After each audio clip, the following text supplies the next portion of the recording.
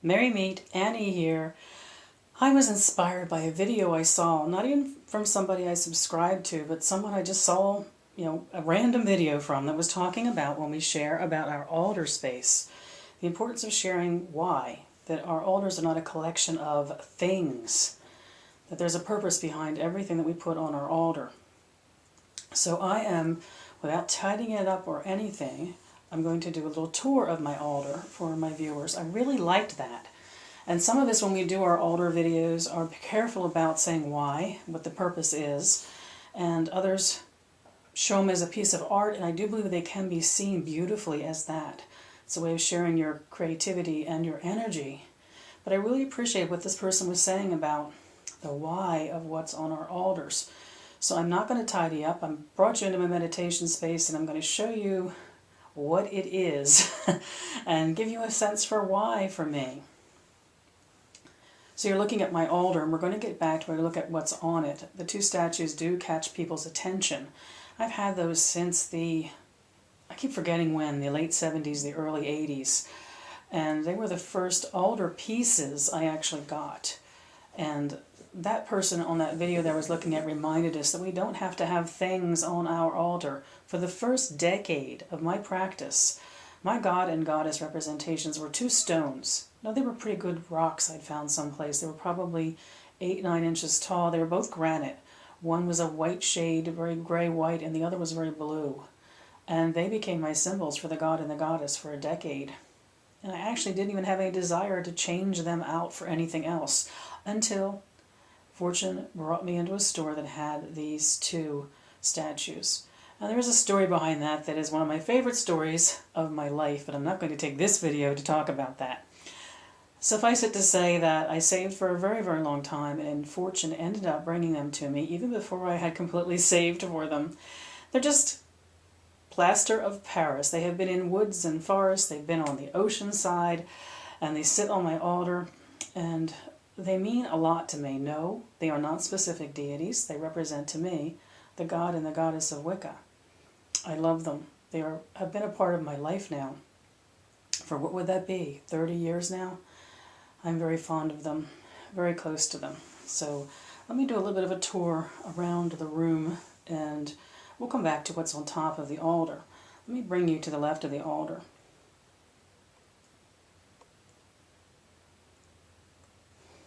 Where you're going to see a bit of spell work that is still in place from the last dark moon, which is herbs that has been spiraled on that plate that you see and has an obsidian sphere on the top of it. The working, of course, is private, but it will be disbanded at an upcoming dark moon this week. And it's not a piece that's there for attractiveness. It is there because working was done with it. So if we pan around the room a little bit, I've recently got a camera with a tripod, so I'm tripod happy. I'm going to bring you around to what I never thought of as my witch's table, and I'm now going to think of it as my witch's table. And that is because of a video that Avalon Moon did. I'm so glad that I found her videos, which I probably only found recently. And I am enjoying them so, so much. My witch's table is an absolute disaster at the moment because I spent last night making incense and haven't tidied up yet because it was 2 o'clock in the morning and I suddenly realized maybe I should stop at this point. I'm now going to think of this as my witch's table. Work I do with my stones, work I do with herbs, even some of my divination is done at this table. It's definitely a workplace. I never thought of it as something as beautifully explained as my witch's table. I'm lucky to have this counter in this room that was already here before and just makes for a perfect working space.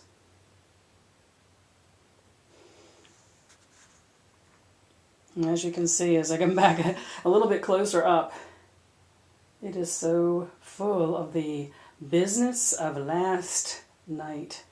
New incense made and peaceful hours, probably 4 hours spent here in this room.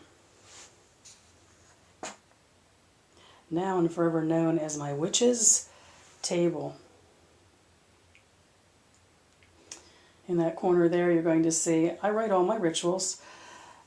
most of my rituals are already written, and I just grab the book and put it on the stand. But there's a book that's been set up as I'm preparing for Dark Moon, which I lead in this room. And we'll, of course, be having that later this week. So let's come back to my altar, and then I'll bring you closer so that we can see what's on it. And as that viewer reminded me, why? It's not a decoration. It's a spiritual center. So we're going to start with the left-hand side of my altar. Really with a what's it there for, why is it there, where did it come from kind of thing. You know, I had the urge to tidy up. I really did. And I didn't. So the neat witch in me is a little bit challenged by the idea of bringing you into something which is as I left it after some work I did this morning. But I think there's importance to that. Let's start with, of course, Sophia is always on my altar. So she is always there.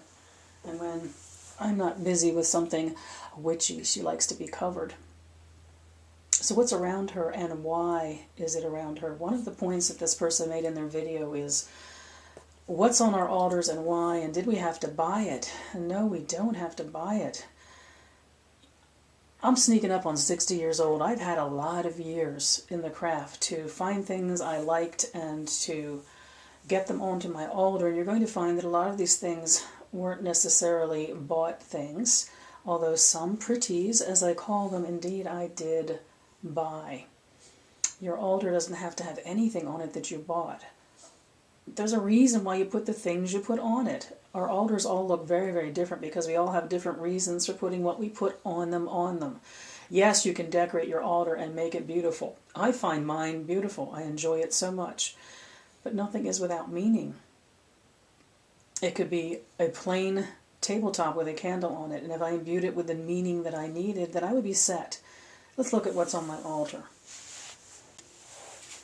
Sophia, of course, I've mentioned to you. She's always present.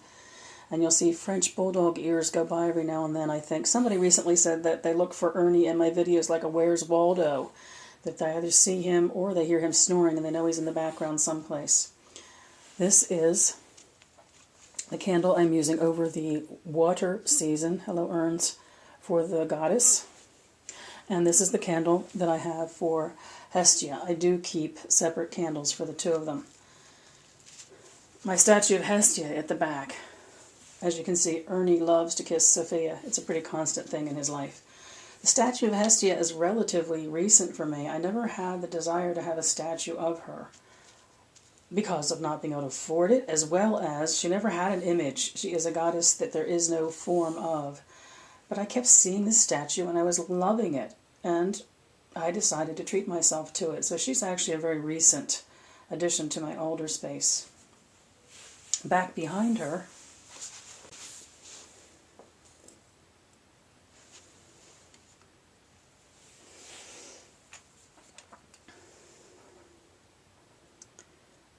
this is the only statue I have of Parvati, which a Hindu friend gave to me. And see if I can get closer. And she is on her lion. And it's a beautiful little plaque. I do have a dream that Parvati in some form will join my collection of images of the gods on my altar. And back with her I have also a gift, which Ernie wants to eat.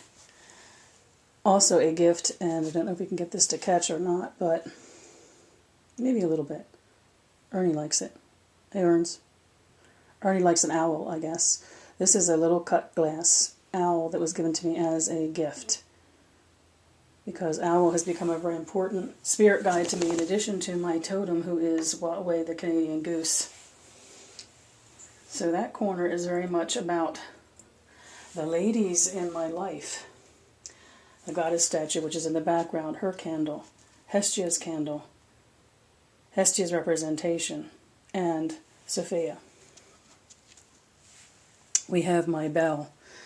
I used for... Ernie's going to get in trouble. We can see that coming. He doesn't even like the bell. I don't know why he's doing that for. I used a glass that I hit with my blade for a good number of years. I'd say 20 years, and never had the desire to have a true bell. And this one does have a beautiful sound, which I'm going to hit with the edge of my blade here so you can hear it. Let me try and keep it from being too loud.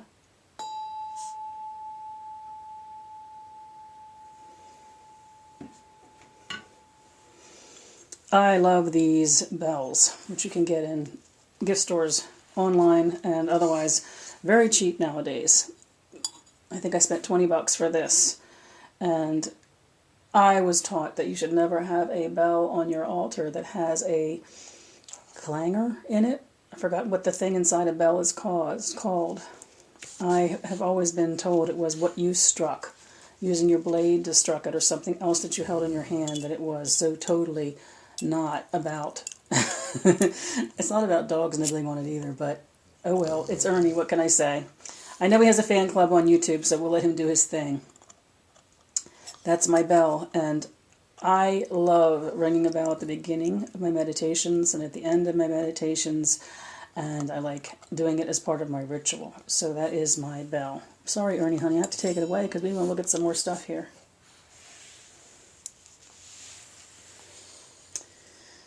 I have for the season, I'm not one for seasonal altars.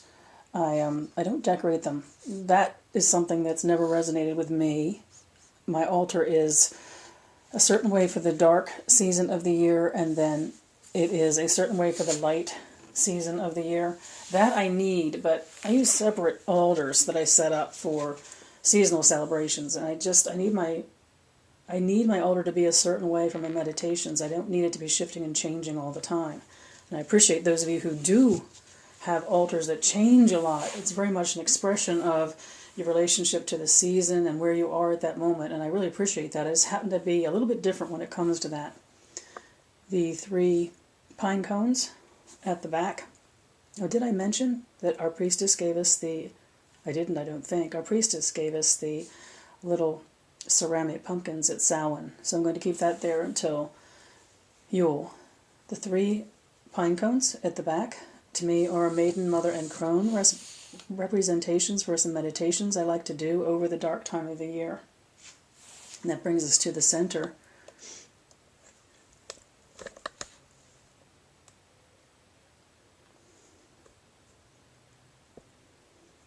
And at the back is my witch's mirror.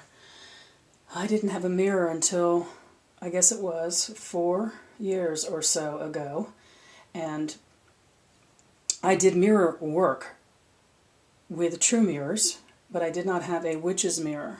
And I had mentioned to a beloved student of mine that I had never found the right piece to make into a witch's mirror. And when I described to her what I was looking for, she had it.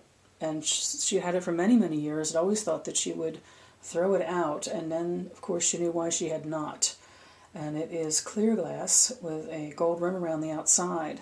And Roger and I painted it several times on the back, and it has actually been a wonderful mirror for meditation and for scrying, and is front and center in my dark time of the year altar. A found item, something that was given to me, very special in the way that it did come to me. Now, since I was working on my altar last night, I have this little carrier I've been using to offer the elements to the quarters, which you may have seen in my casting a circle video. Underneath that, I am a woman with 2 patens for my altar. This wooden one was made for me by my former husband.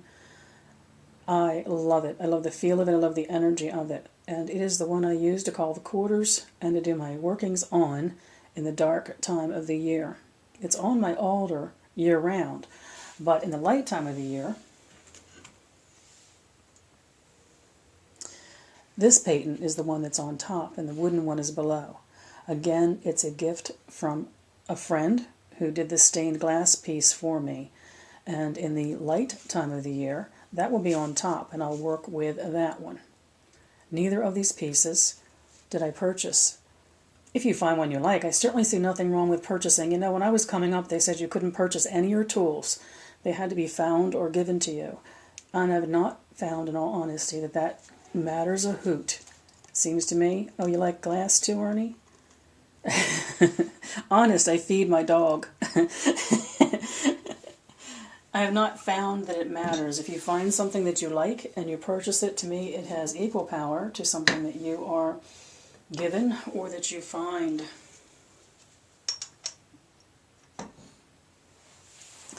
Now bear with me, I'm moving the camera over to the other side so we can see what's on the other side of my altar. Okay, we're on the other side of the altar now. And this is a little bit unusual. It was one of my instincts to tidy up before I did this video, but on my altar is my unsheathed blade, which is usually sheathed and actually lays in the lap of the God statue that I have on my altar. I left it here when I was finished working last night and hadn't tidied up. I stepped away, leaving it here, feeling the need to leave it in the open last night, so it is out of its sheath and laying on my altar today. In the dark time of the year, whoops, nothing like cracking your witch's mirror for the world to see. In the dark time of the year, this goddess is on my altar. Well, I should say that I did buy my blade. I found it in a farmer's market in a strange place. I've been looking for a blade for years and years and years. I had used a wand up until then, but I am a woman who knew she needed and wanted a blade, and indeed that is so. And I've had that blade now since, I guess, about 1980 or so. So I did buy that, but I bought it for some ridiculous amount that was like a few dollars. And I have this image of the goddess, which goes in on my altar in the dark time of the year. It was made for me by a friend out of appreciation for a class that I led. And she to me is very much the dark goddess, and she holds within her a white, red, and green stone representing Maiden, Mother, and Crone. So in keeping with the fact that I spend a lot of time in the dark time of the year re-exploring all those aspects of myself, she was a gift, a very cherished gift. I don't know that you can see it from here, but behind the red candle is a black candle which sits on my altar during the dark time of the year for whenever I want to do work that requires working with the dark flame. Down in front of my God's candle is my presence candle. A little bit old school the presence candles are. Some of you probably don't even use it. It's not a working candle. It is the presence candle. And this was a gift, once again, from someone I care about very deeply. It is an oil lamp made to look like a mushroom. Don't ask me which one. I'm not a mushroom expert. It's a very beautiful little light. And in fact, let me light that for you. I love this light. It's just a very peaceful light. And as I light it, even now with no ritual involved, I'm calling down the beauty of all that is into it.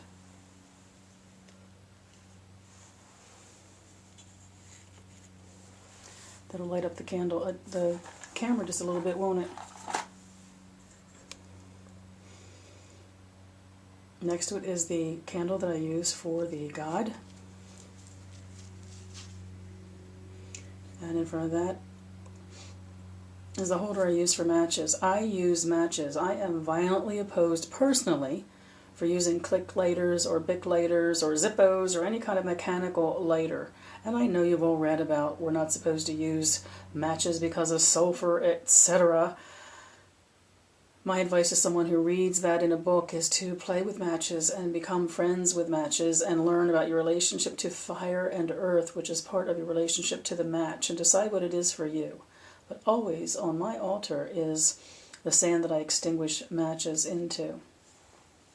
And if we swing around to the other side here, first there is my bag that holds my pendulum, because I've been working with that a little bit over this dark time. And over here is a little bit of the getting business done kind of place where my candle snuffers live. 2 different ones. And my matches. Now what's not on here right now is my incense censer, which is a bowl at the moment full of rice ash, because I was using it to test incense with last night. And what's also not on here is my bowl of stones that I work with, because I actually was using the stones to inspire me last night when it comes to the incense that I was making. And so we've come back around to, well, there's my smudge fan back to the statue of the god that's on the right-hand side of my altar.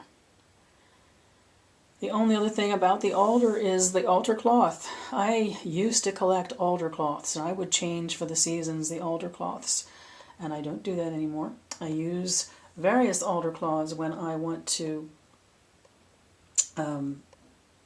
set up altars for specific workings.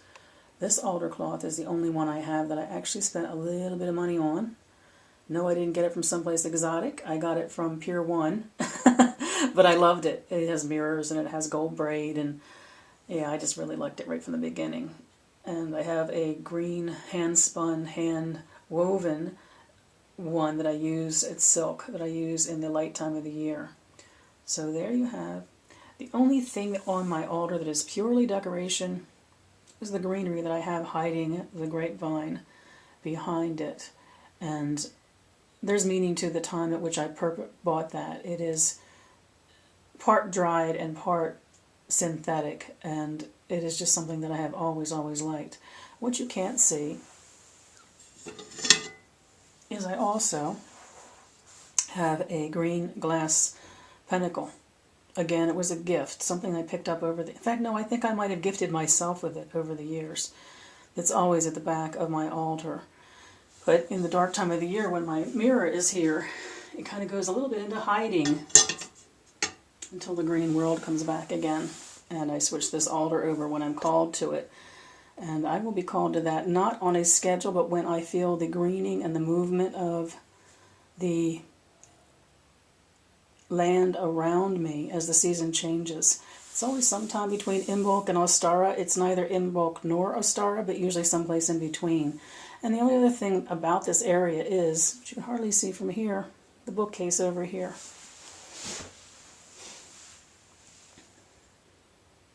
Which have my cords on them.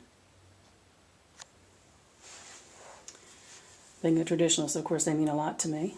My cords are on there, and my headdress is on there, and that bookcase, a lot of you will appreciate.